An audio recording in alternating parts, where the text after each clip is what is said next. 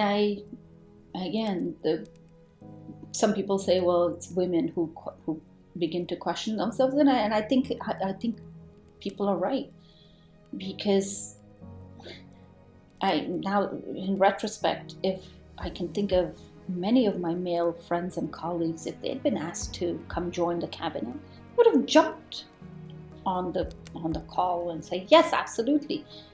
But I actually started questioning, not that I was not fit, although that was part of it too.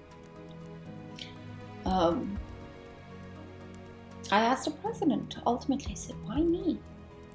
What do you see? What have you seen in me that, with someone who has absolutely no experience working with government structures and government affairs and how this whole system, whatever system, if any, works?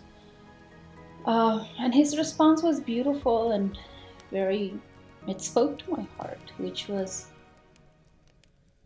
the education system of Afghanistan has consistently been politicized, and I want to depoliticize it. So precisely for that reason, I want to bring somebody who's not interested in this position for the political aspirations of it. And I think that, well, of course, that also created and gave me many critics. I developed very many critics very, very quickly, not only for being a female, but being from Kandahar, where I'm from.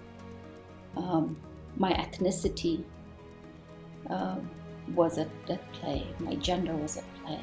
The fact that I had never been in government, that was at play. And then the other, an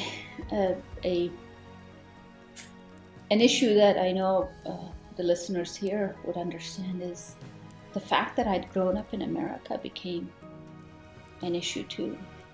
How can you bring somebody who didn't grow up in Afghanistan? Well, it was not my choice. I was a little girl when my parents packed up and left. And nobody really questioned or paid attention to the fact that I chose to come back. I left all the goodness and all the wonders of America that everybody dreams of having in 2003 and left to go back. But some elements within the Afghan community, whether they're inside the country or outside of the country, living all over the world now as diasporas, they do become very critical and cruel and mean, because without understanding your situation and your background, they start judging and criticizing. But that's part of sitting in a political seat, and that's what the previous president, who I respect dearly, and look up to as a leader, as a leader of heart. Honestly, I see him as a leader of heart, but also as a leader of intellect, and knowing and understanding what is good for the country that he was leading. Unfortunately, politics also played around him and created someone that he's not out of him. Unfortunately, politics do that.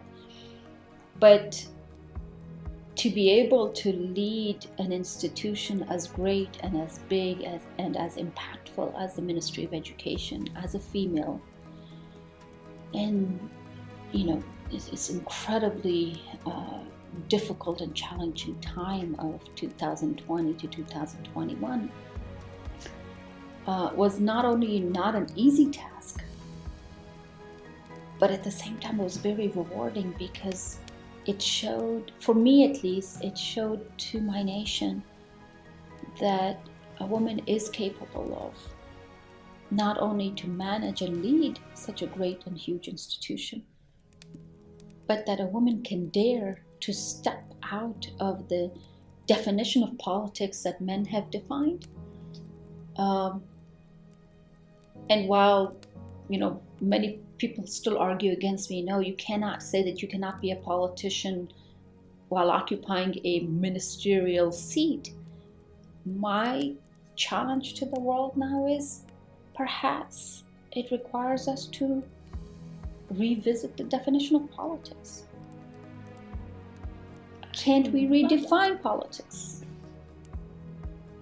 I love everything about that statement. Maybe it's time to reevaluate the system. Yes.